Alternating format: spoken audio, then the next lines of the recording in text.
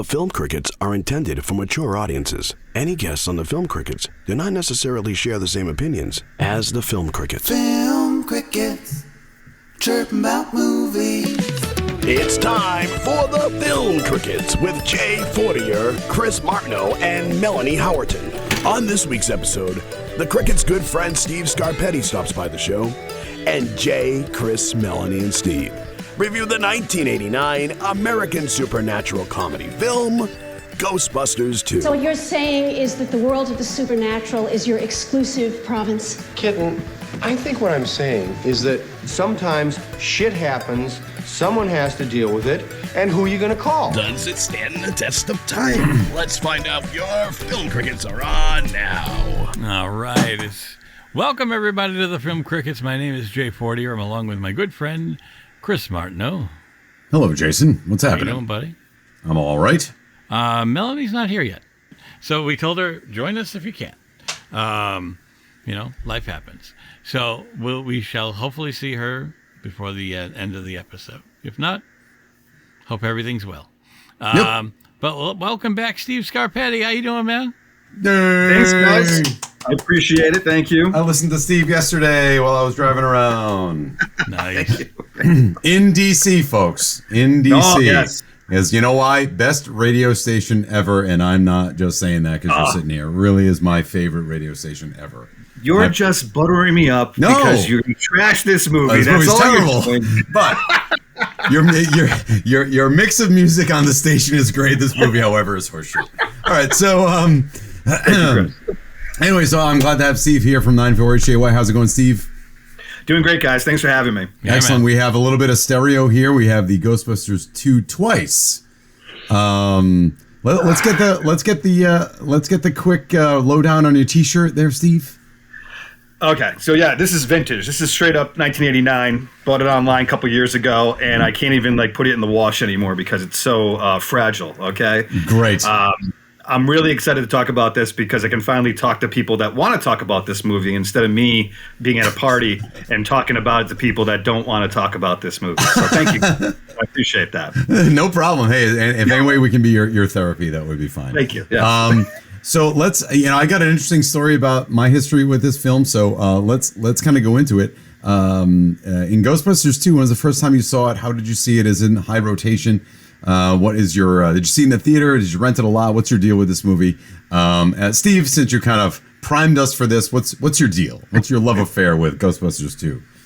So this movie came out when I was 10. Okay. And I was already a massive fan of Ghostbusters because of the cartoon. So I had the toys and everything. Mm. And when this came out, I was just going crazy. I couldn't believe this was coming out. And I remember still being in the theater, Seekonk, Massachusetts. I've got my Ghostbusters 2 poster in my hand, my popcorn, and I am ready to go. This is my Star Wars memory. People talk about seeing Star Wars. This is what I remember. Mm-hmm. And it was also one of the best summers for movies because the week before was Last Crusade.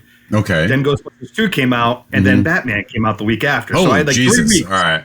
of just pure movie bliss. It was fantastic. Okay. And so that's kind of why this movie is a special place for me because of where I was as a fanboy. Is it a great movie? We'll talk about that. Okay. Yes, we shall. Let's dig into that. Jason, what's your deal with Ghostbusters 2? Actually, I saw it twice in the theater. Once at the regular theater, once at the drive-in. But the first time it was with my brother, and we enjoyed it. We had fun. And I do love, I have a great moment in that movie, and that is when they're in the tunnel, the train tunnel, and you hear Winston, and then you see all the dead heads, like disembodied heads around, and they're all screaming. And they all got up and left, just like Steve did. No, I'm just kidding. Here's the head. Yeah, Oh, the head. hey. Wow. Wow. That's so cool. I was just like, uh-oh. No, he left. No, but that, when they see that, and they start screaming in the whole 9 yards, it's the most adorable thing. A little voice comes from the back of the theater, goes, "Daddy, you said this movie wasn't going to be scary." And the whole theater erupted just laughing because it was just adorable. So yeah, we enjoyed it. We weren't looking at it we didn't go in like just going, oh my God, it's gotta be it. Like, just like part one, we had fun and enjoyed it. And so, hey, good. It is what so it is. that kid's got $100 an hour in therapy later. All right, so here's my deal. Giant fan of Ghostbusters, because I was always like a kid. I took all the books out of the library on ghosts. I don't know why. I was just really into the idea. I'm on the fence about that idea now. The Ghostbusters is the first movie I saw twice in the theater. Once with my mother, once with my sister. I never saw Ghostbusters 2. I eventually saw the first maybe 25 minutes of it in 1992 on VHS at the end of the year in high school in chorus class because there was nothing else going on. So my teacher popped in a movie as they were wont to do, so we would just entertain ourselves. And I just remember going, this doesn't feel quite the same. And then I had no inkling to watch the movie ever again until in the year 2000, when I graduated college to become a teacher, and I got a gig right out of graduation from May to June to be a long-term substitute in Cumberland. So I was a long-term substitute in Cumberland, again, last day of school. I got to know my student in Rhode Island, yeah. Mm-hmm. And the student said, have you ever seen Ghostbusters 2? And I said, no. I seen Ghostbusters 1. I said, can we watch Ghostbusters 2 in class the last day of school? And I went, can we watch Ghostbusters 1? And they said, no, Ghostbusters 2 is great. And I went, okay. And so they rented it from the local Blockbuster. I wheeled in the TV tray with the VCR. And I remember watching it going, this is not the same thing. And I watched all of it. And they were like, isn't this funny? And they're laughing at stuff. And I'm like, yeah. And what are they laughing? This is not that funny. This is the same thing as the other movie. What the fuck are you laughing at? So I soured on the film, never watched it again until yesterday. And even then, I watched it in 35 clips on YouTube. So, wait, but, hold on. It was not yesterday, it was Friday. I was at work. Sorry. I was at work and I received a text. And I don't know if you want me to say the text because it's a little off color, but it said, that's all right. I know we swear, but it's like, it's just, it's a little, this movie sucks balls. Yeah, pretty much. Yeah. Was the text I received. That's what I said. And I responded with, "Tell us how you feel." Oh God, it's terrible. And I think it's because of it's like we were just saying before. Star Wars fans of the 9 movies, people like 3 of them. I like all of them in one degree or another. And Ghostbusters is this weird thing where most people don't like, of the 4 films, most people don't like 3 of them. And they all want that first one. And when we get a movie that's like the first one, we still complain about it. Like, see Afterlife. We finally got the movie we wanted, and we bitch about it anyway. So again, people just ought to relax. So that's the deal. That's my opinion. Again, I want to know why Steve likes it so much. And let's talk about where I think we agree, where everybody agrees on this. And I'm always curious about people's opinions on films, right? So let's get into it. We're going to talk Ghostbusters 2. Let's do the quick rundown, and then we'll see how you guys feel about it. Just scrolling back up. Sorry about that. Top of the screen. Ghostbusters 2 came out in 1989, rated PG. Comes in an hour and 48 minutes. The discovery of a massive river of ectoplasm and a resurgence of spectral activity allows the staff of Ghostbusters to revive the business. Directed by Ivan Reitman. And written by Dan Aykroyd and Harold Ramis. Of course, we're starring Bill Murray, Dan Aykroyd, Sigourney Weaver, Harold Ramis, Rick Moranis, Ernie Hudson, Annie Potts, Peter McNichol, Harris Yulin, David Margolis, Kurt Fuller, and Wilhelm von Homburg as Vigo. So now let's get into it, guys. Hey, question. If you are a cellist, can you just automatically jump into art restoration? Do you have a degree? Are those parallel degrees? I'm just wondering.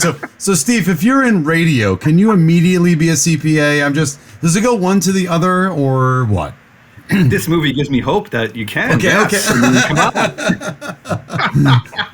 I agree with you. That is a big leap, I think, right? Yeah. Maybe she minored in it. Maybe. Yeah, maybe. Well, it's art. One way or another, sure it's is. art. So, yes. So let's talk about the positives of the movie. Steve, I I like that. Well, once we get to like the montage and they're back. Yeah. I like all that. Seeing them fight more ghosts and seeing some of the more time with the characters. You know, you get Ray. He's got the bookstore. Egon, seeing him in a different thing with the school. The scenes. Me and Jay were talking about the scene. You know, when he's checking out the apartment with Dana and Dan, and you know, he's like, you know, we had Parvis Lincoln. You know, funny things like that where you're learning a little bit more about the characters. That's what I like about this movie. More time with the characters. All right. My problems are how it's a copy of the first movie, beat for beat for beat. How so? Know? I don't know what you mean. I didn't notice. What do you mean? Oh, come on. I mean, the opening scene is the same thing with the opening of the first one. We get the credits. We've got a montage in the same exact spot. We've got the Statue of Liberty and the Stay Puft. We've got the big ending with the bad guy, which I like Vigo, don't get me wrong, but it's all the same. And it's a great example of Hollywood back then thinking a sequel just means more of the same for the first one. Caddyshack 2, Look Who's Talking To. I mean, there's a whole bunch of horrible sequels out there that you're like, what is going on here? City Slickers 2 is the one I think of in that it's a carbon copy of the first one with the same jokes, but it is somehow managed to suck all of the soul out of the movie. And I think that's my issue with it, is that no one seems to, Bill Murray particularly, but no one seems to be having very much fun. No one seems to be like digging what they're saying. They're just saying the lines as best they can. And Sigourney Weaver, God bless her, at this point she's been nominated for 3 Academy Awards. Okay. And now she's and she, I love her to death because she has said, I've seen her in interviews, and I have a lot of respect for this. She said, I wasn't going to do Alien 4. I wasn't going to do Alien 4. I wasn't going to do Alien 4. And then they backed up a dump truck full of money to my house. And I said, I'll do Alien 4. And I respect that because you're not lying to us. Michael Caine Caine's been did Jaws the Revenge. And all they said about Jaws the Revenge was, they said, Michael, have you seen Jaws the Revenge? He says, no, but from what I hear, it's pretty terrible. However, Jaws the Revenge helped me build a house in Italy, and from what I hear, it's very lovely. So, I mean, that's fine. Work. Yes. Take the money. I'm going to say it's Dennis Miller that said, I was watching home movies, and damn it if Michael Caine wasn't in the film. Yeah, it's true. He did everything. Not a script he said no to. Home movies. So look, guys, here's the thing. With Ghostbusters is you could play The Shining, you can play Ghostbusters 1 on top of Ghostbusters 2. Would it be the same thing? Who knows? But I think the question becomes when you're watching this is what makes Ghostbusters good, and I've heard them say this from the first one, is that Ghostbusters isn't about ghosts. It's about running a business. And the ghosts are just kind of like the business. Yeah, starting the business and making it go. Yep. And what gives Bill Murray the panache of being Bill Murray is funny, being a wise ass when he is, and I don't mean this in this way, but low class. He's in stripes. He's at the bottom of the barrel. He's the bus driver. He's the Caddyshack guy. He's at the bottom of the rung. And he can be a wise ass because he's down there kind of making fun of the people on top of him. But when you're the Ghostbusters, when you say these things now, you kind of come across as more of an asshole than just, you're making fun of people, but you've already established yourself as the guy. So is that, and I've heard them say, maybe not that take, but people that look, Ivan Reitman looking back on Ghostbusters 2 saying I should have made it more about starting a business, because Ghostbusters 2 is about ghosts. It's not about starting a business, it's about ghosts. And that isn't as interesting from the human aspect as New Yorkers trying to start a business in the middle of New York. Is that, how do you feel that? I've heard them say that. How do you feel about that?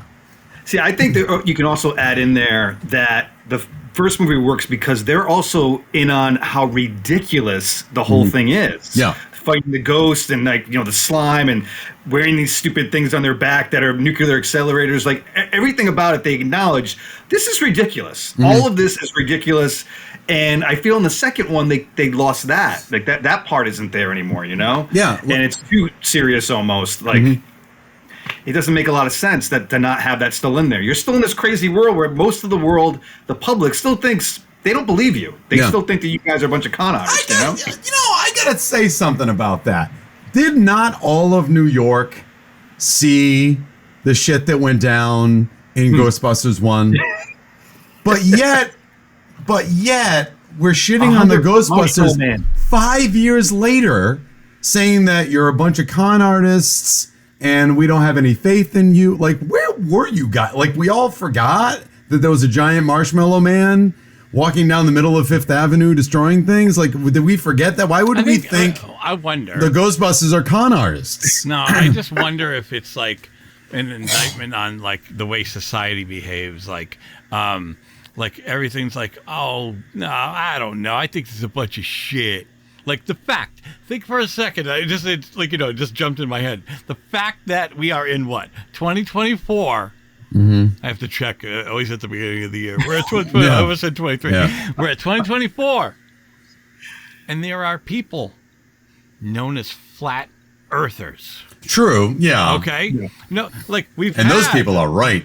What? But we've had a long ass time on this planet to discover that the fucking thing is round. Okay. Yeah. True. So what I'm saying is, it's just a weird like part of society that like just. Everything's like a. Everyone's cynical. What have you done for me lately? That kind of thing. Yeah, like I don't know. People just create their own versions of history. Like what I mean? Like, and listen, I'm not saying it's that way, but it could be just like some sort of my dad says you're full of crap. Like the kid at the beginning. And I love the whole I do love that beginning when they're dancing around, doing a birthday party. They've resorted to doing birthday parties with proton packs on their back. Yeah. Yes. That's Jason Reitman, by the way. That's the kid. That's the director of Answer the Call. Is the one that says they're full of crap. Afterlife. Sorry. I'm sorry. Yes, Afterlife. I apologize. All right. So what, the kid that said you're full of crap? Yep. That's great. Yeah. It's Jason Reitman. So, no, but like I like it when they're like, I thought we were going to get He-Man song. And they start dancing around and like who are you gonna call? He-Man. And then they add, and it don't look good. Like I love their tone when they do that. It's so fun. Go get a beer. Go get a beer. Right. Yeah. And they're walking out like, hey, Christmas is coming. It's our busiest time of the year. I mean, there's good moments. It's not just. I've seen some shit sequels. Like we were like, wow, this is this is just garbage. At least there's something here. Like, what's a weird observation is, I think, and I just thought of it, is that all the four main characters are still true to form. Winston's still acting like Winston. Egon is definitely Egon-esque. Dan Aykroyd is the eternal optimist. Everything is great. He's such a happy schoolboy to be doing what he's doing. Like, everything is great. And Bill Murray is a cynic. And what's weird is it doesn't work. It falls flat. I didn't hear you mention your favorite character actor. Who? The guy that's on the psychic show that's predicting the end of the world in a couple of months. Kevin Dunn. Kevin Dunn, Mr. Transformer himself. We just He's saw good. him a couple of weeks ago. I know. We saw him in Warrior. I saw him 5 times in the fucking Transformers. No, 3 times in the Transformers movies. Yeah, he's see, that's a good scene too with Bill Murray. He's talking to him, and he's talking to another woman. He makes fun of the guy having a book, but he's predicting the end of the world in a month. You're not even going to get paperback sales. What are we talking about here? Come on. But that was when I saw the videotape of this in 1992 in my chorus class at the end of the year. I saw that scene with Bill Murray, like kind of roasting that guy on his psychic show. I'm like, why is he being such an asshole? Because he is. But he's not an asshole. He's Bill Murray. He doesn't believe in any of it, though. That's what why would he not believe any of it? Hold on. He saw his girlfriend turn into a dog. How can he not believe it? He is kind of an asshole. He's like, don't forget, he was like electrocuting a guy even when he got it right. Okay, all right. It's a couple of ways. So he can get some action, like very short-sighted. Talk about a man that has high morals, Yeah. I guess so, yeah. No, I mean, I'm not saying he's a total asshole, but he flirts with it. And so can we again? We're a couple of missteps in the movie. You go from proton packs to slime gushers, which is not the same thing. I mean, come on, it's not as much. That was aimed at me and my generation. because Why? of the cartoon. Because the cartoon, Oh, yeah. this movie was only made, guys, because of the love and the popularity of the cartoon at the time. It was one of the biggest cartoons in the world. It was Yeah. G.I. Joe and that and Transformers. Yeah. And you had toys on every aisle. They were selling like crazy. So they were like, we got to get another movie made. Let's go do that right now. And like the slime had to be put in there because every kid on my block owned a canister of slime and loves everything with slime. That was in there basically just because of that. It was weird that they turned, what's her name? The secretary. Janine. Weird that they made her look like the cartoon. Yeah. When they did, I knew exactly why they did it because I watched that cartoon too, and I'm like, no, no, I hated it. I hate that. Make her like she was. That doesn't. I see why you did it, and I don't like it. And even that was when I was 18, 17 years old. I'm like, no, just I get that the cartoon and the movie are different. You don't need to do that. And then in Answer the Call, they have whatever her name character that made her look like the Afterlife? cartoon Egon. Answer the Call. What's Answer the Call? And that's one with That's the the female females. one. Yes. They call And they it have the- Answer the Call? Yeah. Yeah. And they have the Egon character looks like the Egon cartoon character. She's got big, tall, blonde hair and the same. Yes. Kate McKinnon? Kate McKinnon. Yeah. Who does a good job. I think she executes well. I just didn't like it. Those characters and those actresses deserved a better movie. That's what I always say.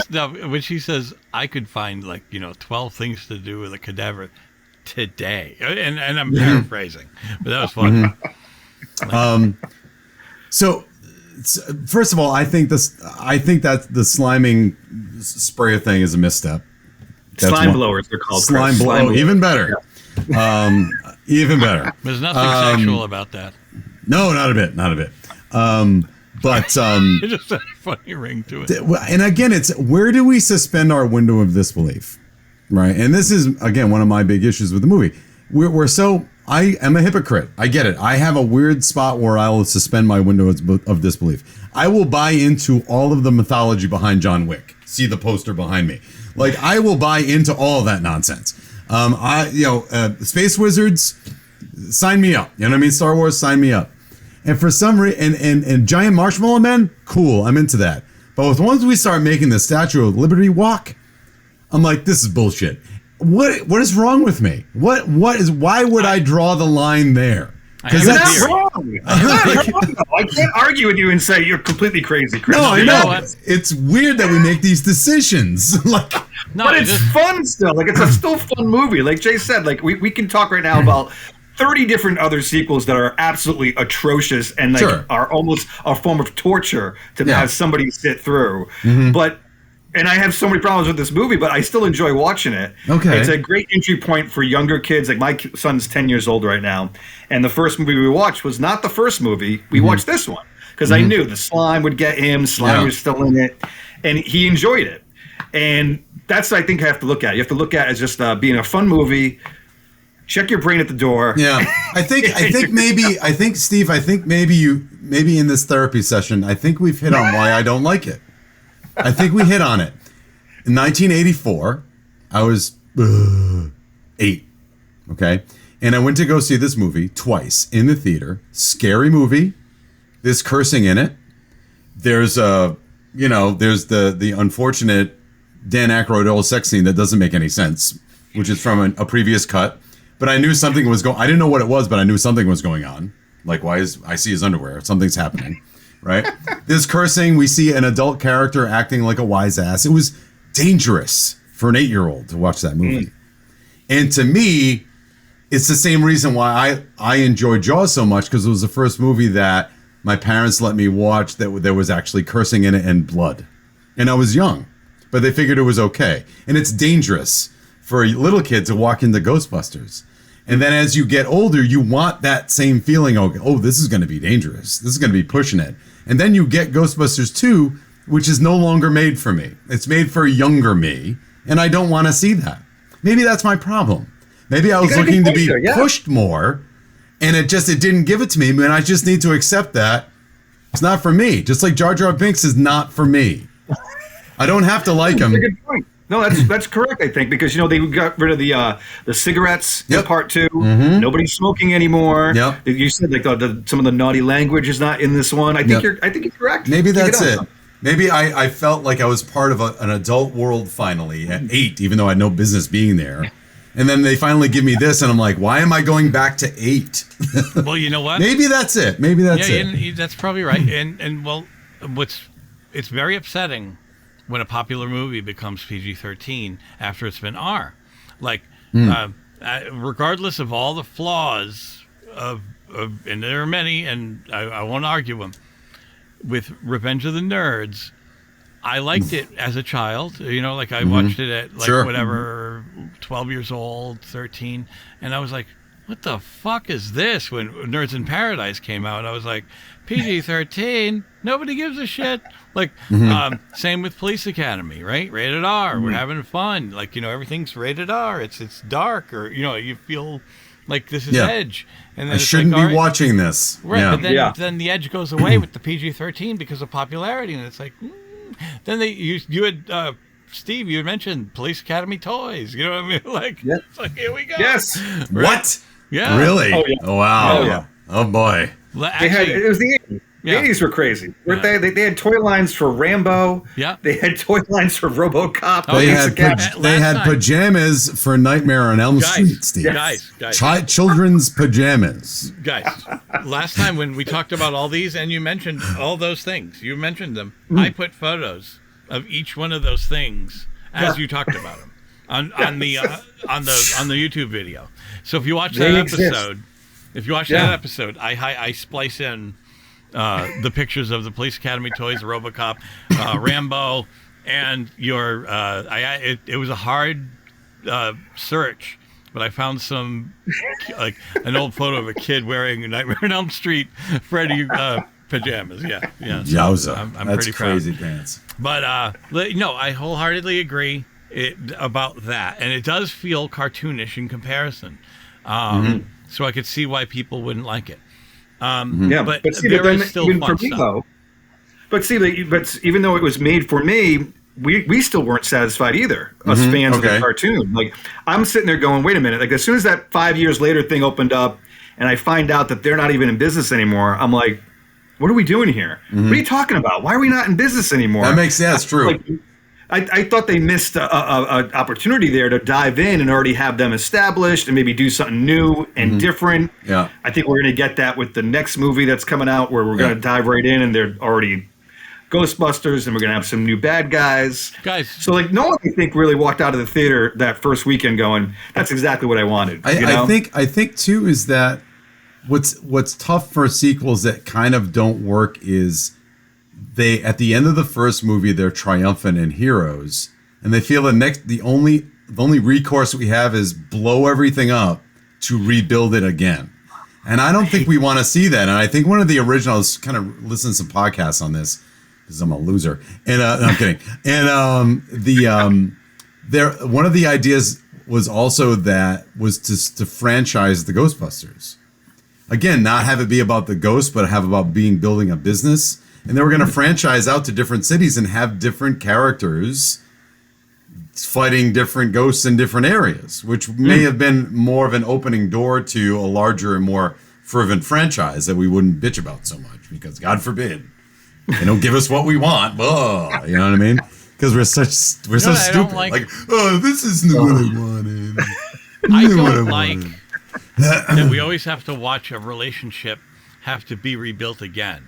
Like, they spent part one getting to the end where he could be with her and she's with him, and we're happy with that, right? We like the fact that they get together at the end. You know, they're a couple, and we always get many sequels. They're not together anymore, and they build back up to where they're a couple again. It's like, why does that have to always be like? That National Treasure movie, they end up together at the end of the movie. Second movie, I couldn't handle you. Right? And then they're back together. Right, and it's like they do this all the Jurassic World. They're making out at the end of the movie Jurassic World. Second movie, we couldn't. But they're together at the end. Yeah. Will you stop doing that? Like, why does that have to be like? I get it. Not everybody stays together, but this is also fantasy land. Okay, Yeah. we're in movie land, so they can stay together. You know, they I gotta tell you, have more hope than many of us. Yeah, and you know, when they finally do kind of like, she says to Egon, I haven't talked to him, and I'd rather you not bring up that I was talking to you and whatnot. And then when finally he shows up at her place in her safe space, when he was unwanted, they seem pretty chill. Yeah. Like, then there's no vitriol, there's no, get him the fuck out of here, blah. It's like, oh, yeah, he's here, I guess so. How Like, they about- don't seem to really not like each other that much. I'm just saying. How about the fact that I mentioned this off the before we started recording? It was just Steve and I talking. I love when Harold Ramis, they're at the apartment and they're asking about like the stuff he needs to, they want to run tests on the baby, and she goes, "Well, you won't hurt him, will you?" And he goes, "Oh no, I don't think so." I don't think so. It's such a great little Yeah. dry delivery there. And it's like, and then he goes, have you ever done this on a human before? Once on a chimp. Yeah. So that was there was some good stuff there. Just The timing is still there. Yeah. The timing's still there for that stuff. What's going to happen when we take away the puppy? That's my favorite scene too. Yes.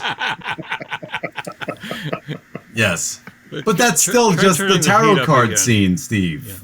Yes. That's the tarot card scene, just with the stakes higher. Oh, now hold on though. Someone else is doing it, not Venkman.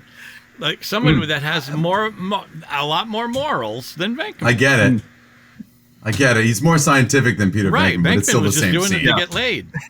I know, but it's still the same scene. No, I know that. I'm just saying it's not the Okay. same person. If Venkman Yeah. was doing it, it would feel the same. Yeah.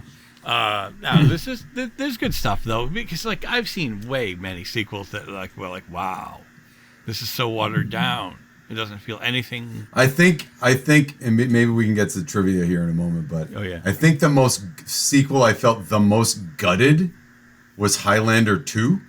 Oh, jeez. Yeah. It's the only movie I almost walked out on. I was that close. And I brought friends with me going, Highlander was so good. Highlander was so good. Oh my God, I used to watch it over and over again. Fucking, we don't need a... Oh man, just here we are, the princes of the universe. Oh, this is the best. Wait till the curtain comes up. It's Mr. Krabs, so don't worry about it.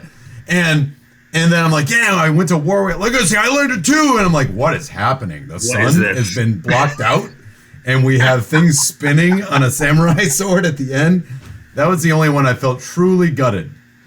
Truly gutted. Attack of the Clones was close, but I felt truly gutted on Highlander 2. Last Jedi was close for me. Last Even though Jedi, okay. In Last Jedi, there's some good stuff in there too. But I love that throne room scene with Ren and Kylo when they finally team up there. But but even that scene doesn't make any sense. No. And the rest of the movie is just nonsense. Everything I was told in the first one, is now not important. It's erase. Okay. And then the last one they go, oh, by the way, it's important again. We promise. Yeah, now it's important again. We swear, it's important.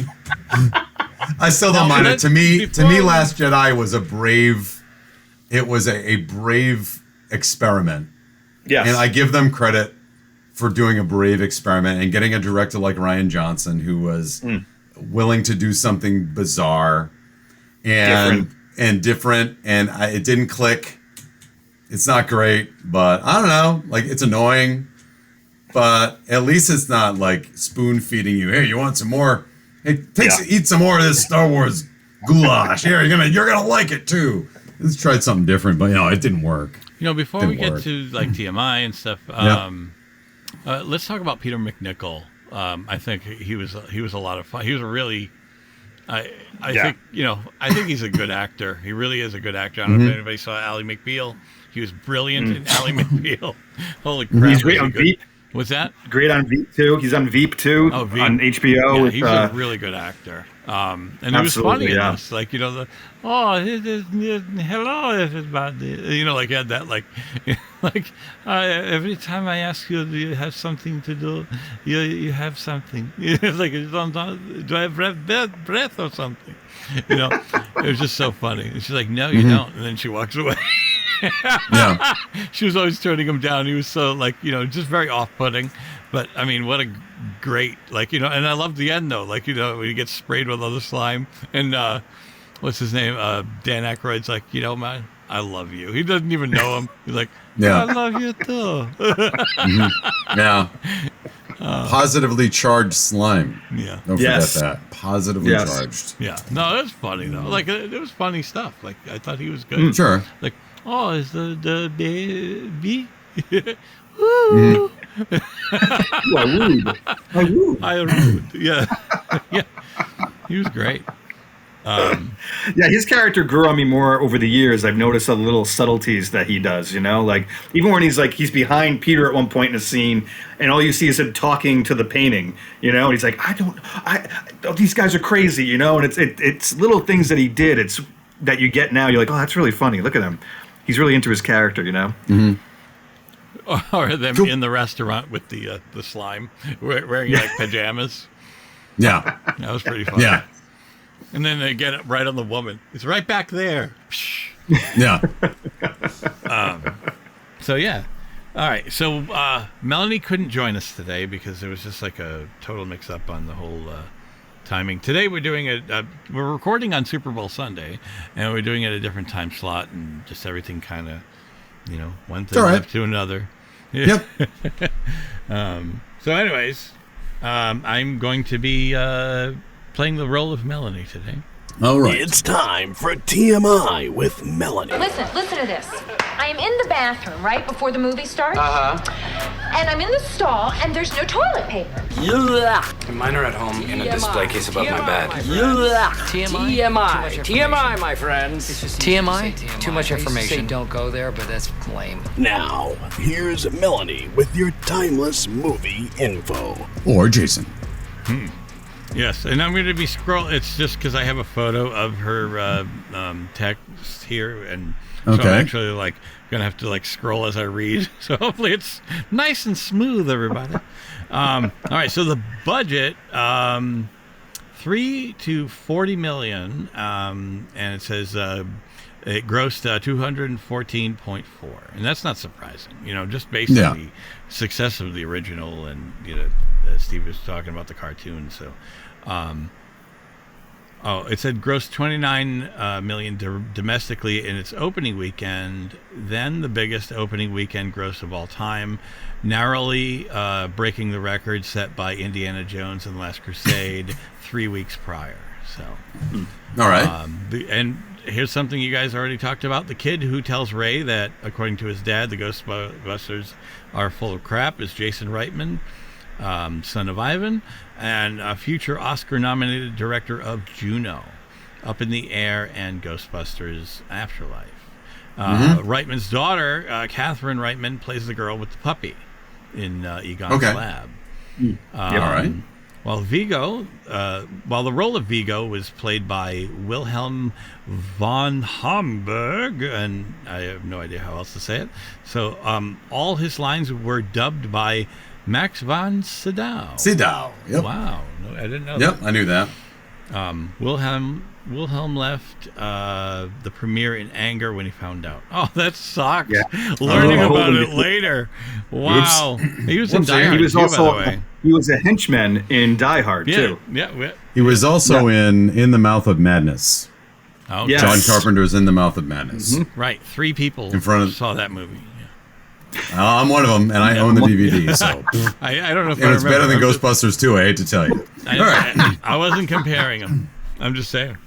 Yep. All right. So let me see. In the years between Ghostbusters and this film, and it says the real Ghostbusters introduced the idea that Slimer was living at the firehouse as the Ghostbusters' pet.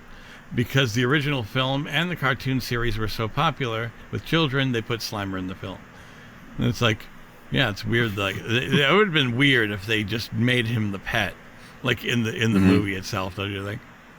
Yeah. It would have been whoa, guys. Vigo is. Gotta sell those Ecto coolers, boys. You gotta sell those Ecto coolers.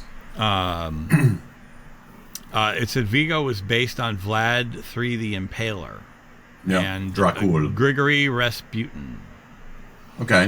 Makes sense. Bill Murray said in an April 2021 interview that he and the other cast members signed on to this film based on a script they didn't use. Ghostbusters 2 ended up not being the story they wrote. They got us in the sequel under false pretenses. Harold had this great idea. By the time we got to shooting it, I showed up on the set and went, "What the hell is this? What is this thing?" But we were already shooting it, so we had to figure out how to make it work. So, oh boy, that gives you a little taste on what the hell they're dealing with. What happened? The scene where you see slime crawling towards town was actually unused footage from The Blob. That's interesting. That makes sense. Same color. Henry J. Duschendorf II, one of the twins who played Oscar, died on June 14th, 2017 by suicide at the age of 29. That's too bad. Yeah. Well, that's too bad. And that's it. That's All right. TMI with the male Melanie. I don't know. Oh, well. All right. Here's thank you for Melanie for sending that in, and it's one of those crazy things that happens. All right. It's time now for Final Judgment. Are you ready to rubber stamp this bitch? Here's the Final Judgment. Rubber stamp it with 2 fingers. Yeah, like the ghost. Yeah. In that old T-shirt. Oh, God, that thing. Don't breathe on it too heavy, Steve. Jesus Christ, it's gonna burst into flames. So, Final Judgment time. Right. So let's figure out. Opinions are over. I'm gonna take over. Opinions are over. It's down to fact. Let's talk about whether or not this friggin' thing holds up. Steve? Tell us, Chris. You first, Steve. You first. Does this movie hold up? I think it's absolutely fantastic, and I recommend it to everybody to go out and watch it right now. That's what I think. Wow. Wow. Wait. I've got the audio. I can put on. I can put another one on too. Oh God, a painter's cap. Oh my God. For the audio folks that are just listening, Steve just put on the Ghostbusters 2 hat, and then showed us a different hat. Yes. Oh my God. Look at that puppy. Look at that. Yeah. I showed Jay, Chris, when we were waiting for you to come on, I showed Jay, I have a whole shelf of just Ghostbusters 2 memorabilia, from the VHS cassette to the Nintendo video game to a video cassette single of Bobby Brown's On Our Own. Wow. Yeah, because okay. Because I'm going to say it, this movie is not a great movie. It's not something you should be telling people, oh, you like cinema? You're a big cinephile? Like, what? Go watch Ghostbusters 2. You're going to love it. No, but if you're a fan of the cartoon, you're a fan of the first movie, you want to see more of these characters, you're going to enjoy it. Sure. I'll give you that. Everyone but Chris. Look, I'm going to say this. It's not now. I've already said why I don't like it, but it's not about whether I like it, whether or not it holds up. I would say for what it is, it doesn't not hold up. You know what I mean? I don't mean to sound like flippant and be like a not like a passive aggressive ringing endorsement. It doesn't not hold up. I don't think it was very good then. I don't think it's very good now, but there's nothing about it to say that it shouldn't hold up. And like I said, maybe I need to come to the realization that these things that we hold precious weren't for me at the time. You know what I mean? And whatever it is that Steve, that you liked about it, I have plenty of those things too that I won't give up on. I'm an avid defender of Joe versus the Volcano. I'm the only one. You know what I mean? And that's fine. So I'm not going to take away what you like. I think it does hold up. I'm not saying it's good. I'm just saying that it holds up. It's a watchable movie. And in the canon of Ghostbusters. So if you're going to watch the Ghostbusters movies, you have to watch 2. And you're probably going to accept it for what it is if you're a fan, but it doesn't not hold up. So there's nothing about it that shouldn't. I mean, except for some of the sketchy special effects, but even the first one had sketchy special effects because they made that movie in 9 months flat. Yeah. So they rushed that movie, and you can tell at times, and you can tell in this one, and whatever, it's fine. It fucking goes. Relax. So that's my take, Jason. Yeah, no, I think it holds up for a lot of the reasons you just said. I mean, it's part of the canon. People should watch it just based on the fact that if they like them at all. They want to at least see where it went. And I had to rent it yesterday because, like I said, I couldn't find my copy. My son plays with a lot of my stuff, and it finds its way like under a pile somewhere. Though I don't know where the fuck it went. And I wasn't mad about renting it. Like, I wasn't pissed when I was watching it, going, "Oh, what the hell? This cost me $3 and change." It was okay. You know what I mean? So my wife and I watched it. We enjoyed it. Like, we were laughing at times. Like I said, we brought up a couple of the scenes why that we thought it was fun. And so, like, it didn't feel, and it felt, it was fun. So, is it the first one? No. But, how many people? That's tough. How many people see a sequel and go, "Wow, that was a lot better"? Like, the only John Wick 2. All right, but the example I can Aliens, think of, Aliens. The You only have a couple example of sequels that are better than the first. Right, not many, right? One example I was hearing a lot through, I want to say it was probably 1990, it might have been 89, was Lethal Weapon 2. Yeah. A lot of people loved that one. And, oh, no, you didn't like it? I don't like it as much. Why? I don't remember a lot of it. I just remember not liking it. I don't think I ever watched it again. I really liked the first one. Pesci's character, I find that's the problem. Yeah. People either love him or they hate him, and of course they brought him back for the third one. It made it even more. So I know why Chris didn't like it, though. I'll tell you what. I know why you didn't like it. Why? Curmudgeon. Oh yeah. Curmudgeon. Very nice. Thanks. I just created that today. Very nice. I think, you know what, the one that I wanted to let everyone universally likes that I don't as much is Terminator 2. I love it. I like that first one more. I think I didn't want Arnold being a good guy. I pushed against that a lot, even though the other guy's so cool. And that movie is really good from a storytelling standpoint. I just didn't want Arnold to be good. I was in the theater and my gut dropped into my butt. I'm like, what? He's what? No. And I just couldn't accept it. That's funny. And from that on, I'm like, I don't know. Even though Linda Hamilton's awesome in it. Like, there's so many good things about it. I just could not accept when she's doing Arnold. That gun. I won't kill anyone. I just can't. Dude, I can't. When she's cocking the freaking guns. Yeah.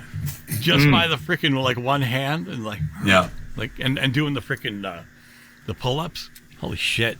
She has this move with a nightstick that's really awesome too. It's like, yeah. You shouldn't even think That's about a gorgeous looking movie too. I love how that movie looks. No, yeah, it's better than the first one. I just can't. All right, cool. So let's wrap her up. Yeah. Hey, well, that's our show, everybody. I'd like to thank Steve for joining us, dude. It's always a blast, and you're always welcome. So. There's been a couple times I've reached out, but it's just been bad timing. So I'm really psyched you were able to join us today. Absolutely. Yeah, if you want to tell everybody how to listen to you. Do what Chris does. Use the iHeartRadio app, and you can listen to us all over not only the country, but over the world. Yep. You download that sucker. It's absolutely free, and it's on your smart device, and you can listen to us. 94.1, 94 HJY on your FM dial. And, yeah, please tune in. I'm on 3 to 7 every weekday. And you can get a sampling of those very classic local Rhode Island car commercials. Oh, yes. Which are just fantastic, aren't they? They're really Absolutely. good. You know what I'm talking about. Yeah. Do you have a dime, Steve? Do you have a dime? Yeah. Because it's a crime. I'm not sure if you were aware of that. Oh my you know God. that, Chris? Those actually air in other parts of the country, too, though, They're like those lawyer commercials. You know that? Really? Oh, I didn't know that. All right. I was, because I'm tortured by those commercials you're talking about, okay? And we were on vacation somewhere, and a different version of that same commercial came on, and I thought I was having a psychotic episode. I didn't think it was actually real. That's funny. What's this? Oh my God! Oh, no, I can't be away from this. I'm on vacation. No, it was still there. Oh so God! Just beware, Chris. Okay. You might hear it somewhere else. Okay? Thank you for the warning. So, all right, fantastic. But thanks for having me, guys. I always love doing this. I love talking movies with you guys, and this one today was one that I was looking forward to. So thank you. Awesome. Excellent. Thanks, Steve. Well, I knew to ask you specifically because I remember that poster being in the background when we first had you on. So Yeah. So, well, thanks again for joining us. Sorry for Melanie not to be here, but we'll have her back next week. And so, on the behalf of Chris, Melanie, and myself, I'd like to thank you for joining us, and I'd like to thank Steve Lavoie for our vocal imaging, and Draco and the Malfoys for our theme music. And until next time, movies may not age like fine wine, but we drink it anyway. Bye.